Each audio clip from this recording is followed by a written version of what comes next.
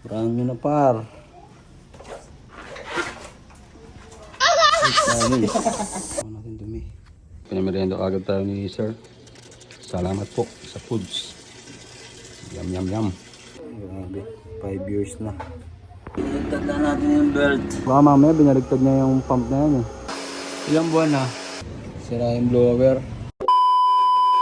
Ito, basta hangin.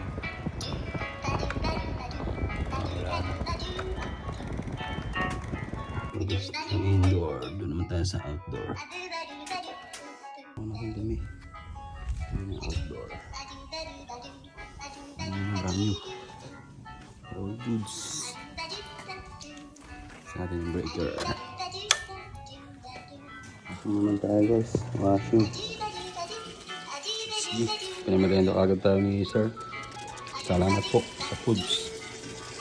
Yum yum yum. Washing ulit tayo guys. Washing. Okay na po. Okay pa yung motor niya man. Tanda natin yung belt. Lumakas na yung ano niya. May problem yung belt. Yung first at itong saglit natin dito sa Radio Origin at Cavite is magpamilya. Nagpalinis po sila ng isang splitter at dalawang washing at pina-check up na rin po yung isang washing. Ito yung may belt problem. Papalitan na naman natin ito dahil maluwag na. Schedule na natin sa sunod na araw. At ito sunod na client po pala natin is sa Kawit Cavite naman po. Isang washing machine na naman. Kaya tara samahan nyo kami linisin nito. Let's go! 5 years na. Brand new na siya. Hindi par. Brand new na par.